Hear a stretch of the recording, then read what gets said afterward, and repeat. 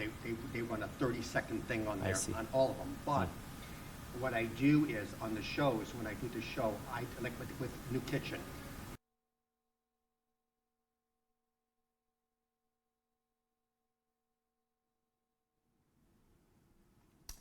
Welcome back to Wellness Wave. Thanks for tuning in this morning to ride the wave with us. Each week our goal is to give you at least one suggestion that will make your life a little bit better.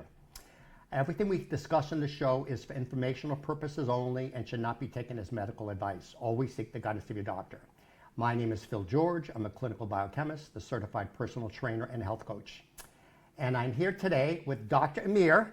Dr. Amir, welcome to Wellness Wave. Thank you so much for having me here. So it's an exciting show. Dr. Amir and I met a while ago. I don't know how much time we spent together, but we have so many things in common. And Dr. Amir has really educated me on quite a few things that I was not aware of. And Dr. Amir, at one time, he's a doctor. He's got a Ph.D. in food science and technology. Food science and technology, and so he knows about food because this is what he studies. And he worked for a very large food company at one time, and he was through there. And instead of me going on with this, why exactly did you decide to leave a big high-paying job and start your own company? Yeah, that's a great question. So nice actually to be here. And so basically, as a food scientist and a person who's been obsessed with whole food concept since day one that I started this major. And I always asking myself that, is it going to be a better way of actually producing the product? Because we literally, what we produce these days as a food scientist or the food developers, and we really think about the ingredient, that how they're going to work together in a best way to increase the shelf life and shelf stability and make it tasty. But most of the time, we actually ignore the health benefit of these ingredients. So we know that based on the nutrition science, all the ingredients that we're going to use in food product, in the ideal situation, should be whole food ingredient. But we don't use them because dealing with these whole food ingredients are challenging. And expensive. And I'll always actually keep telling myself that as a food developer and food scientist, we have to actually put that pressure in our shoulder. We have to challenge ourselves to make the product that contains only whole food ingredient, but at the same time, good shelf stability and also a good taste. Did you ever see there's a show on History Channel called Food That Built America? Okay, great. You should watch it. Great show. Sure. They showed how it started out, and basically whether they're Cheerios or Oreos or whatever. Yeah. And one of the things, correct me because you're the expert on this, sure. if I'm incorrect, but one of the things that, obviously companies out to make money. So they have shareholders and the CEOs get paid based on how much they're making. So obviously they're looking to make the maximum profit. And if you're a shareholder, that's what you want. But if you're a consumer and the main purpose is to make money, I think you have to question. And one of the things, the main purpose, we talk about is you have to be the CEO of your own health. Yep. We were joking before the show. When I have clients and I give seminars, I say if they have a big label and they're healthy, don't buy it, because if they have to tell you it's healthy, absolutely, there's a problem. So my take, and again, feel free to correct me, is first thing they need is it has to be shelf stable. It has to stay on the shelf. They don't want to putting it on there and coming off. Other thing, I found this interesting. Bread is a good example. A lot of people don't realize they put a lot of sugar in bread. Yeah. A lot of sugar. And the reason they do that is to keep the moisture in there. If you buy fresh bread, like from Europe, it goes, what's it called, a baguette in France? But yeah, I think baguette. Baguette. Yep, that's right. And it only lasts for a certain period of time, and then it goes bad. Yeah. So that's not good for the bottom line. Absolutely. That's what they want to do. But most people don't know that, and I think we talked again before the show. Is what I feel my job, and I think your job is to educate people. Absolutely. And you need somebody that basically that's not go out to just looking at the bottom line, because you left a very high-paying job to do this. Yeah, absolutely. So everybody on my show, it's usually a passion. Yeah. Either they've come down with some kind of an illness and they went through every way they figured it out themselves and said, I have to share this. And I see that with the passion with people. It becomes an obsession. Absolutely. It becomes an obsession. Obsession, yeah, absolutely. So the story behind the company that we're trying to actually to develop whole food supplement is the same story that, because that's the issue that I've been facing with myself. When I went to, for example, one of the big grocery stores to find healthy bars for myself, I spent 1.5 hours to go through the label, and then I ended up with just a couple of them were containing only whole food ingredient. And I asked myself that if it's going to be difficult for me with that number of years of experience and know what's actually deceiving claim on the label, how is it going to be difficult for the health conscious people who are going to actually get this kind of product? That's why that concept was the main reason that we start that actually startup. But at the same time, regarding your example for bread, what is really going on in all of the breads that we have on the market, not all, most of them, even that is more important than adding sugar to that, is we always use refined actually wheat flour. And I wish we could show here that by just doing refining, which is considered as a simple process, we really get rid of all of the good fibers and phytochemicals and nutrients. And then we try to add it back, those in nutrient as a synthetic material to that, which is going to actually compensate the whole nutrient that we lost through the refining. And then what we have here is that flour or wheat flour. And the way that we claim it on the label is that wheat flour is whole wheat. But we know that whenever we see wheat flour, just make sure this is not whole wheat. They have to mention whole wheat flour to just make sure that's whole. The other aspect is that, overall, when I think about that, why most of the companies are not trying or challenging themselves for putting whole food ingredient in their food product is that maybe there is not enough demand for them. So they don't want to take a risk.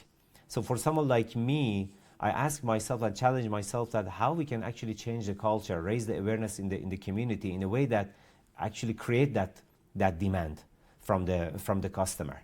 Because as soon as even big company, they see the demand from the community, they would definitely produce this kind of product.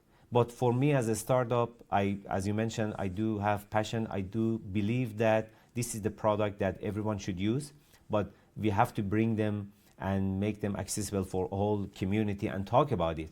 Because based on my experience in that startup over 1.5 years, what I noticed that as soon as we raise the awareness, we talk about the reality of the process behind the food ingredient and the food product that contains food ingredient, it's going to be no-brainer for them to make a decision to actually have a better choice that is available in the market. Right. Again, I think it's about the education. The other thing is other people, I see people all the time, if you've ever been to Europe, Italy, it's an entirely different type of wheat. What happened, I think it's durum wheat over there. I'm not positive. Yeah. So it's durum wheat. It's an entirely different wheat.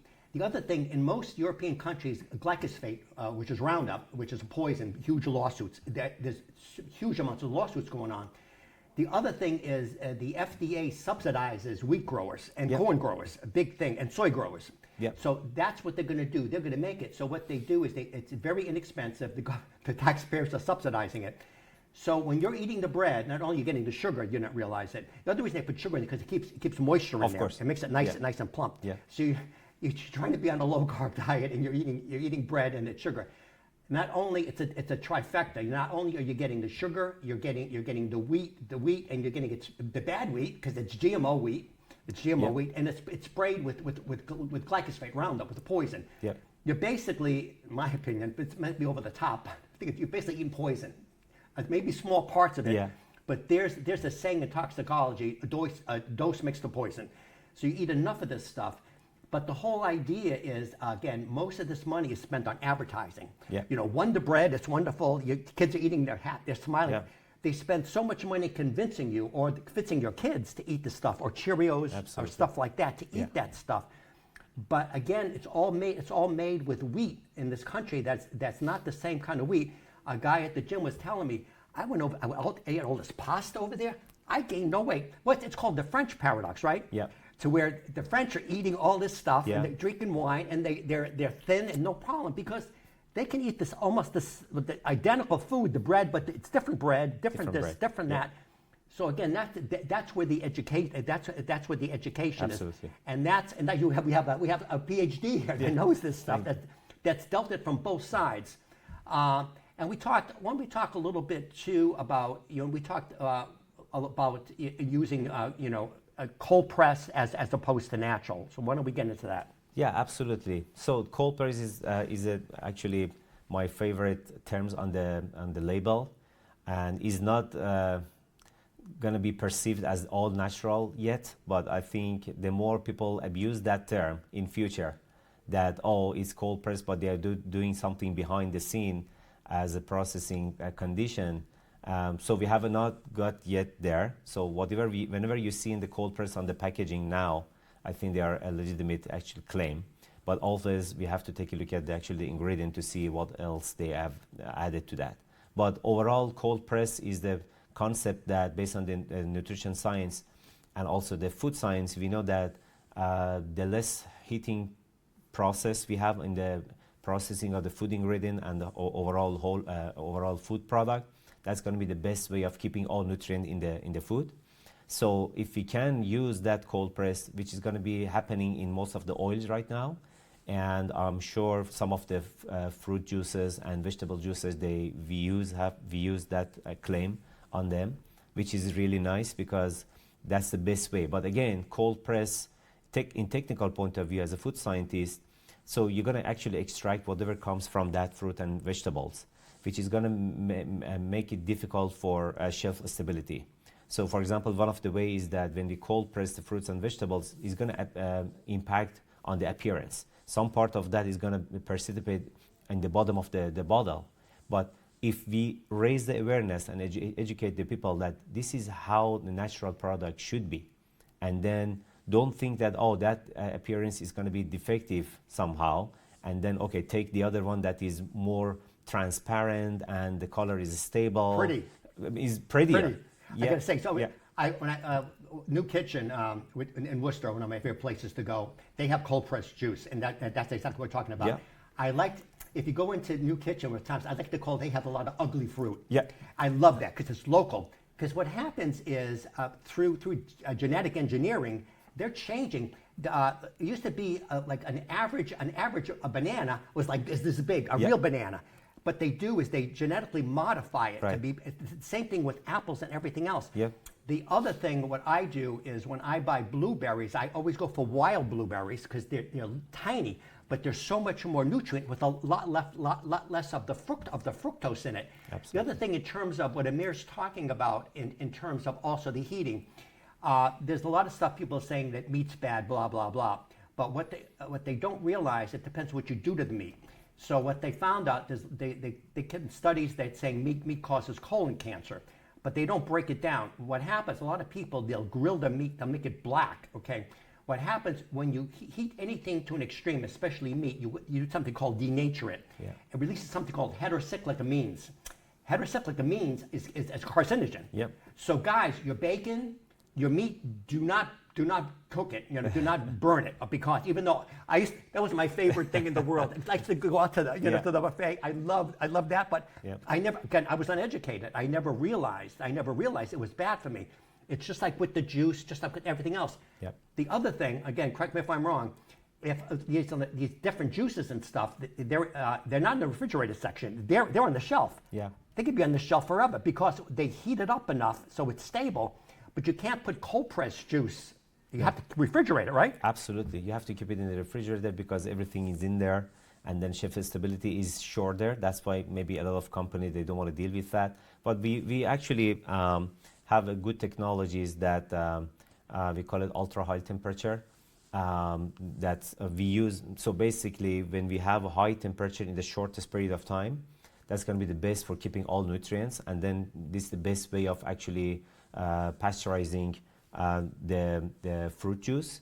But again, fresh one is going to be better because we do have all enzymes, everything that's you can get from the fresh fruit as well. But it depends on how you're going to serve it. If it's going to be somewhere like in new kitchen, that's best way to just freshly squeeze the fruits and vegetables and then serve it. That's the best way. But I think the other thing is obvious. This is more expensive. Absolutely. But you know, what I like to say is, what is your health really worth to you? What is it worth to you? I mean, if you, you know, my opinion, the two most valuable things you have is time, how much time, and your health. Yeah. Health is probably even more important, because if you have a lot of time and you're not healthy, you probably wish you had, you wish you had less time, right? So people, you know, really, your health is your most important thing. Is the mafia used to say that your health is everything. So your health, your kids' health. So you may go over there. Well, you know, this pint of cold pressed is this, and this you know, this heated is this.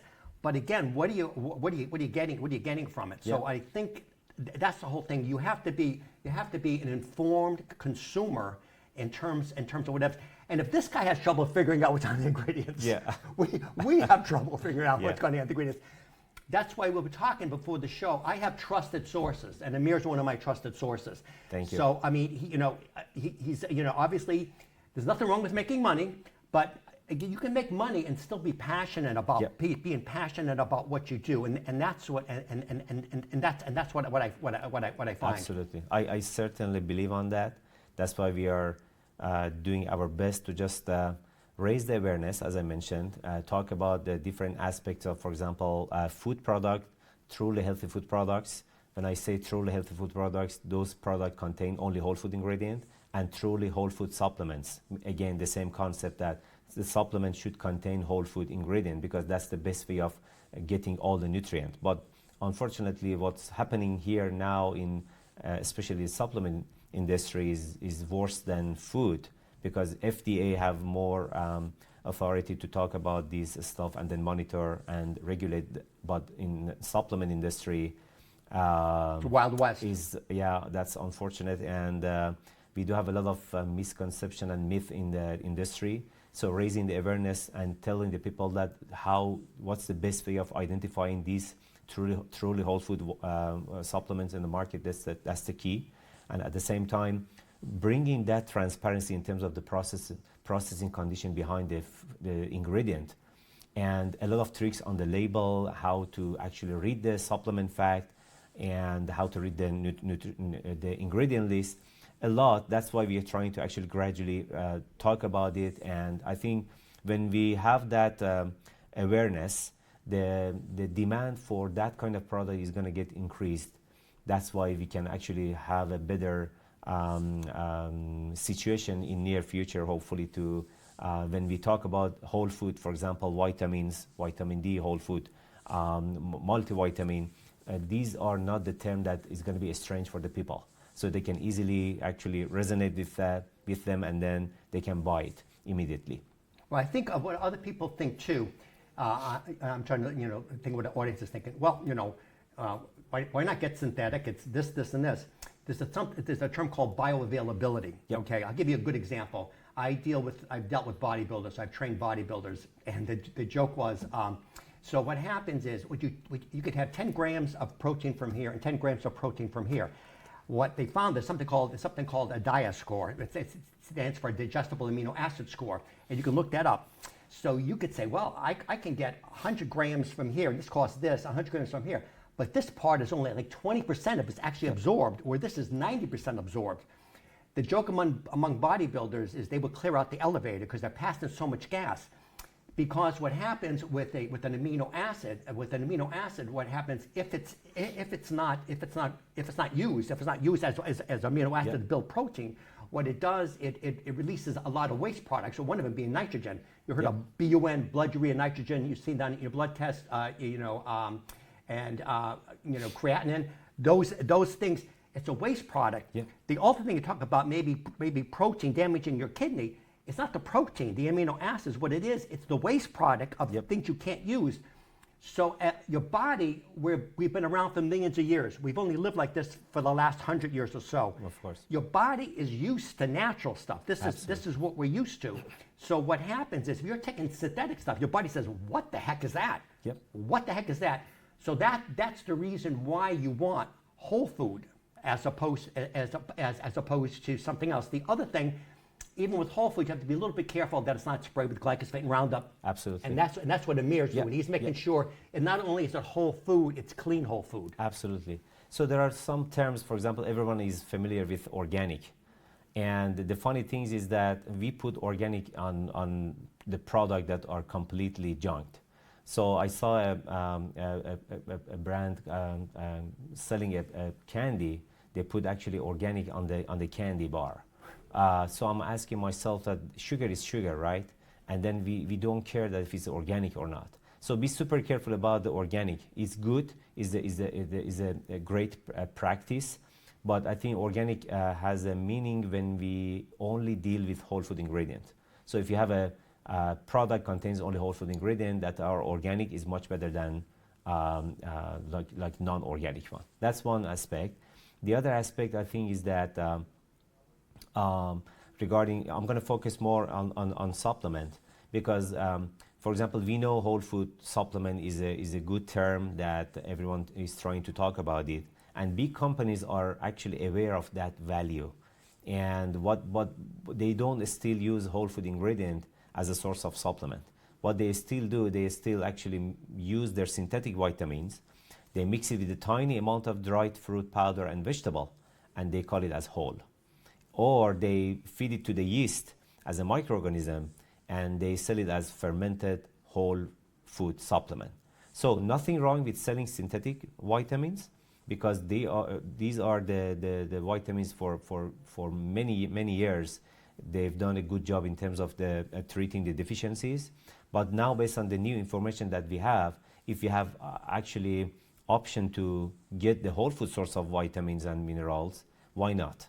And that's the tricky part. So we have to be careful about it. And then there are some ways to find out that how we can find truly healthy or truly whole food supplements that we talk about in social media. And I think if you do a little bit of research on it, that they would be able to find it. Right. The other thing interesting, again, you have to be a food scientist to know this stuff.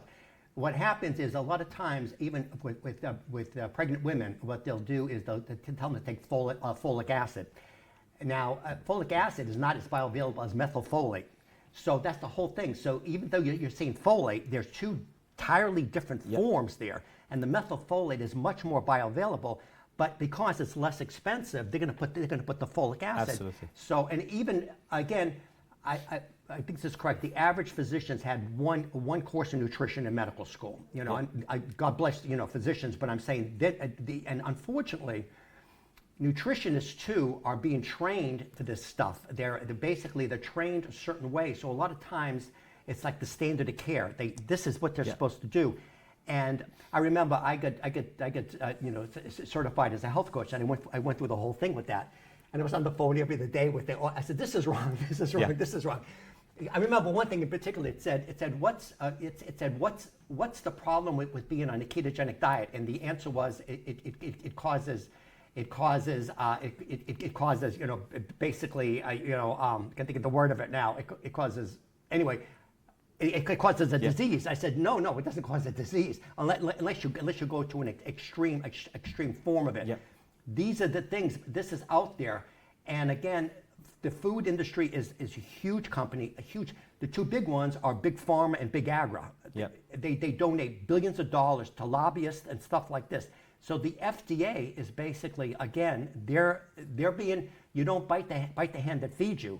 Yeah. So that's one of the things. So you've got to be careful, my opinion, now I'm not speaking for Dr. Amir, it's my opinion, you've got to be careful with the FDA. If you look at the latest, what they call a food pyramid, now they call it the food compass, they have Lucky Charms Cheerios, and this stuff is good for you, and this stuff is being bad. But again, I think you have to follow the dollar on that. Yeah, absolutely. So one thing that we really, I personally find that as a gap in the market now is that, so if you put yourself, if you consider a lot of actually patients that go to the doctor and then they get recommendation from a specific type of supplement, right?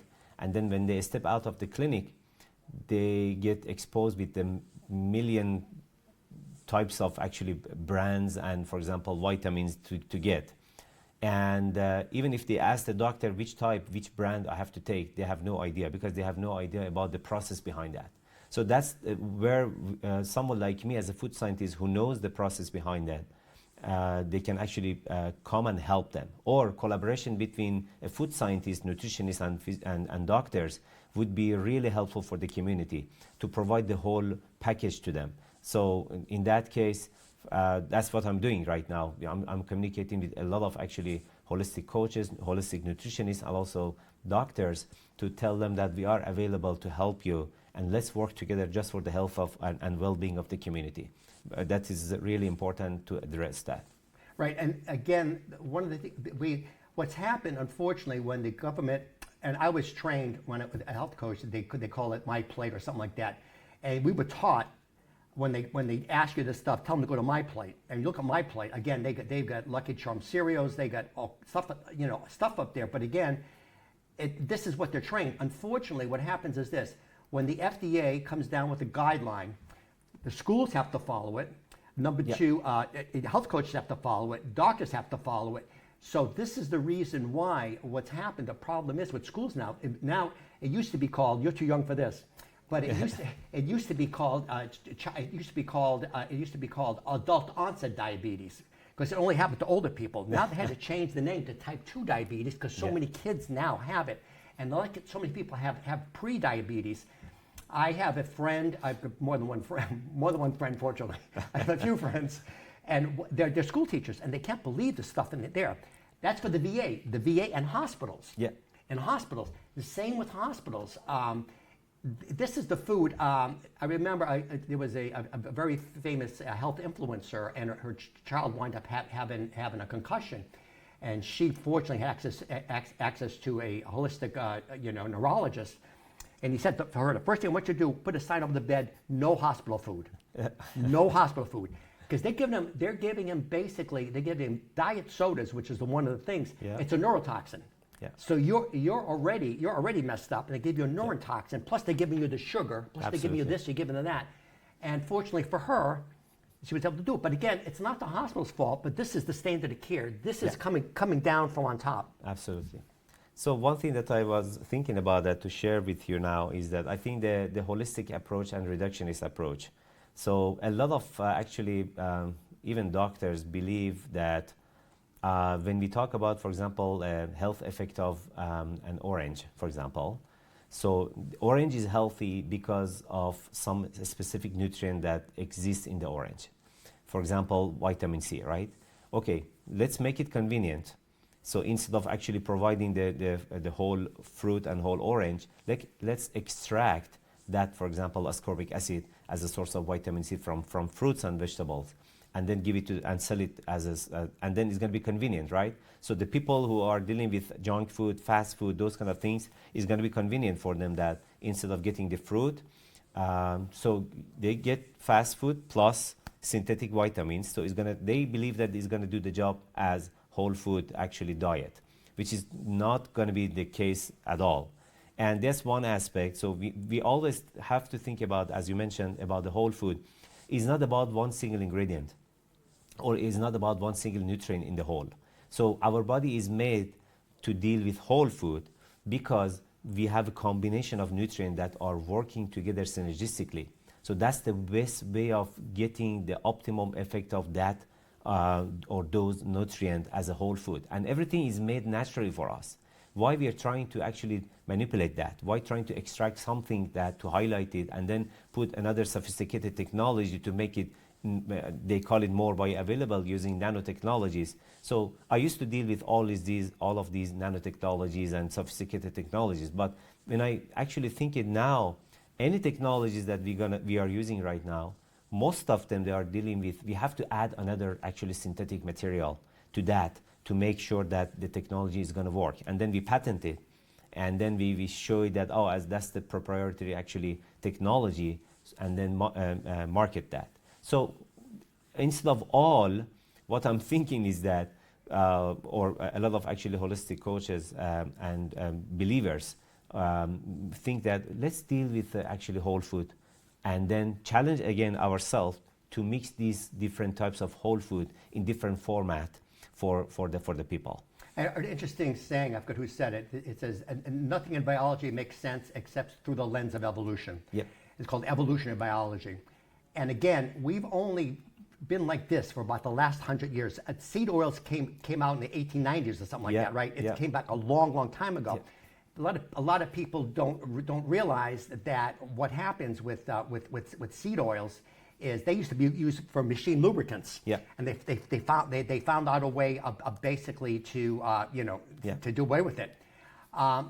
So we're coming up on the end of the show. So Sure. that was a lot of fun. So how do they reach you? I think you said you actually will have a free consult too, Yeah, right? we do have a consultation through our website. That's why, because to just raise the awareness, and then they can go to our website, www.eatintact.com, and they can actually get familiar with the only organic, vegan, and truly whole food vitamin D that we recently launched to the market. And at the same time, we do have blog in our website, and they can get a lot of information about the whole food concept, whole food supplement, how to identify them, the trick on the label, and a lot of actually good stuff through our blog and also through our social media with Eat Intact is the keyword that they can actually find us everywhere. And also we do have consultation, and I would be more than happy, whoever has any question regarding any aspect of actually whole food, any aspect of food and supplement, would be more than happy to help them. I think that's one of my responsibility and commitment for the community, to just make sure that they do have a full transparency, and then make a decision upon that transparency. Right. The other thing is, you have access to a Ph.D. scientist that does this stuff. The other thing is, he's going to be able to maybe look different stuff to buy, but Sure. now you have access to a trusted source, as opposed to you trying to go through it. As you mentioned, it takes him an hour to look through the label. Yeah, absolutely. So if he has trouble doing it, we all have trouble doing it. Or email me, philgeorge@charter.net, and I'll be happy to shoot it over to Amir. Absolutely. Any questions for me you want me to cover on the show? Any topics you want me to cover? You have any guests you want to bring on the show? Some other experts like this, we'd love to have them. So we'll see you next week, and thanks for tuning in. Thank you so much. Thanks. Appreciate it. One of the most common questions I'm asked as a biochemist and health coach is, what are the best supplements to take? Choosing supplements is a tricky business. Many companies have poor quality control and questionable ingredients. In the past, I had to send clients to several different websites. I am now able to offer one-stop shopping for all the quality brands I recommend, with no shipping cost and a lower price in most cases. Just email me, philgeorge@charter.net, for a free consult.